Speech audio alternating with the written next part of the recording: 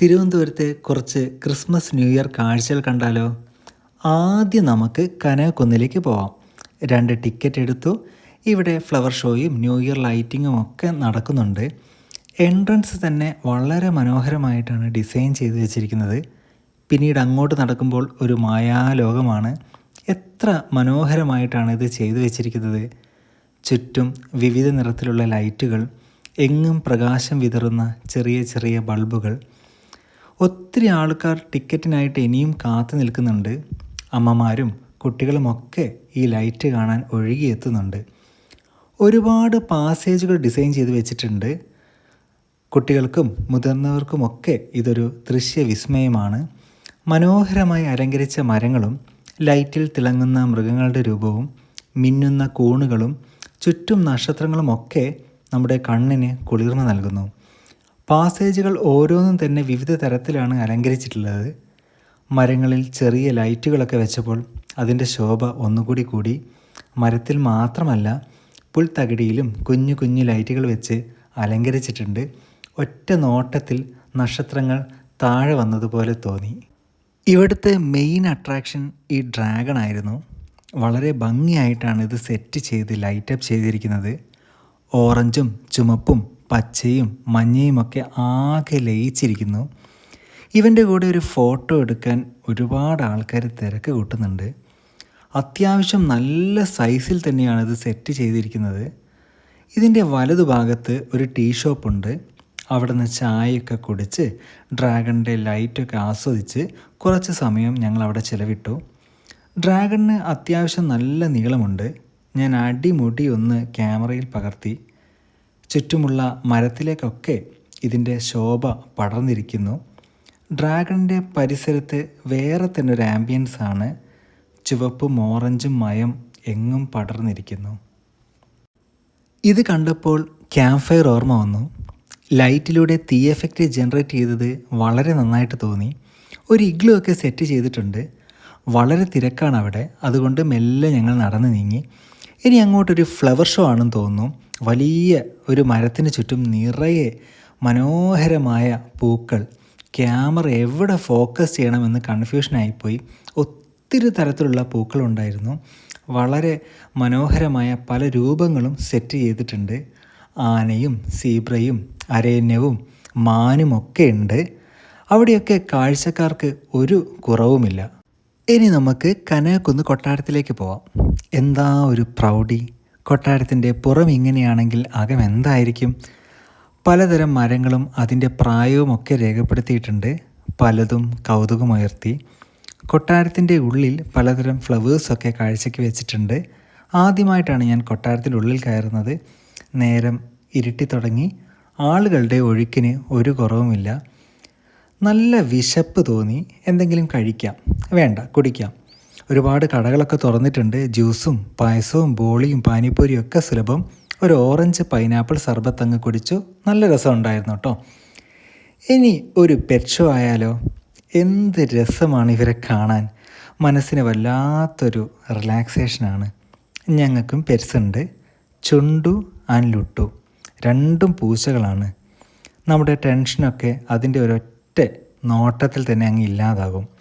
ഇവിടെ പട്ടിക്കുട്ടിയും പൂച്ചയും മുയലും കിളികളും ഒക്കെയുണ്ട്.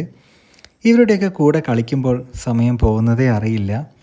ഗോൾഡൻ റിട്രീവർ നല്ല ഉറക്കത്തിലാണ്. ഹസ്കി ആണെങ്കിൽ നാക്കും പുറത്തിട്ടിട്ടാണ് ഉറങ്ങുന്നത്.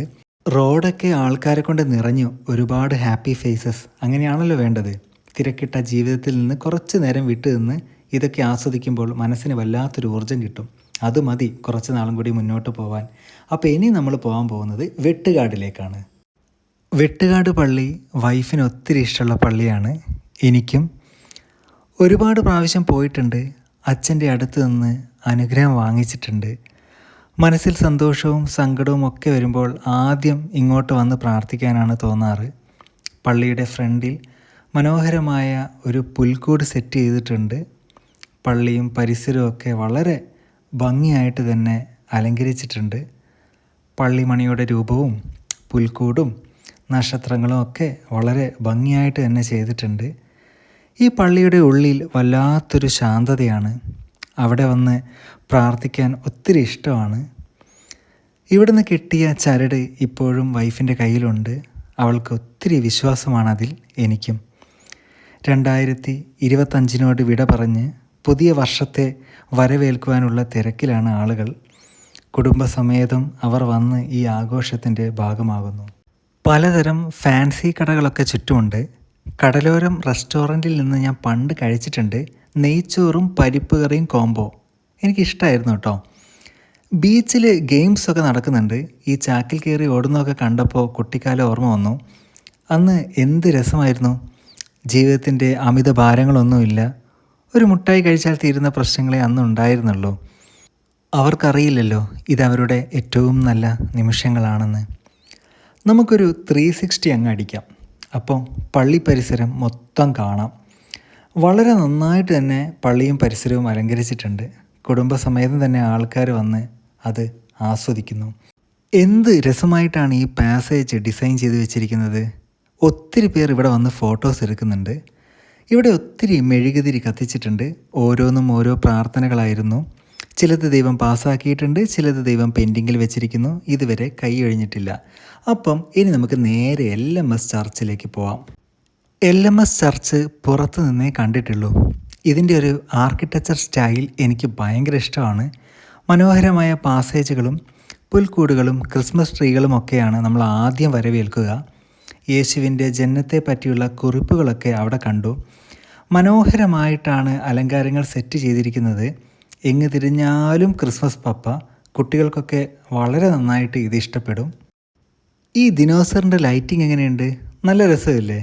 ആന മണിയടിക്കുന്നതും കൊള്ളാം. ഒരു ചെറിയ ടണലിലൂടെ പുറത്തേക്ക് എത്തുമ്പോൾ അവിടെ പലതരം കാഴ്ചകളാണ് നമ്മളെ കാത്തിരിക്കുന്നത്. സൂര്യകാന്തി പൂ കൊണ്ട് മനോഹരമായി അലങ്കരിച്ച ഒരു സ്ഥലമുണ്ട്. അവിടെ പോയി ഫോട്ടോ എടുക്കാനൊക്കെയുള്ള സൗകര്യമുണ്ട്. യേശുദേവൻ്റെ ജീവിതത്തിലെ ഒരുപാട് നിമിഷങ്ങൾ അവിടെ മനോഹരമായി സെറ്റ് ചെയ്തിരിക്കുന്നു. ഒരു ചെറിയ ബേഡ് ഷോ ഒക്കെ ഉണ്ട് കേട്ടോ. എന്ത് രസമാണല്ലേ ഇവരൊക്കെ കണ്ടുകൊണ്ടിരിക്കാൻ. ഇവരൊക്കെ അന്യോന്യം എന്തൊക്കെയോ പറയുന്നുണ്ട്. നമുക്ക് മനസ്സിലാകില്ല എന്ന് മാത്രം. കുട്ടികൾക്കുള്ള കുറച്ച് റൈഡുകളൊക്കെ അവിടെ സെറ്റ് ചെയ്തിട്ടുണ്ട്. കുട്ടികൾക്കൊക്കെ അത്യാവശ്യം നല്ല രീതിയിൽ തന്നെ എൻജോയ് ചെയ്യാൻ പറ്റും. പിന്നെ ഇവിടെ ഒരു സംഗീത പരിപാടി നടക്കുന്നുണ്ടായിരുന്നു. പിന്നെ ഇതാണ് പള്ളി. എന്ത് രസമല്ലേ, മനോഹരം, അതിമനോഹരം. ആദ്യമായിട്ടാണ് ഈ പള്ളി ഇത്ര അടുത്തുനിന്ന് ഞാൻ കാണുന്നത്.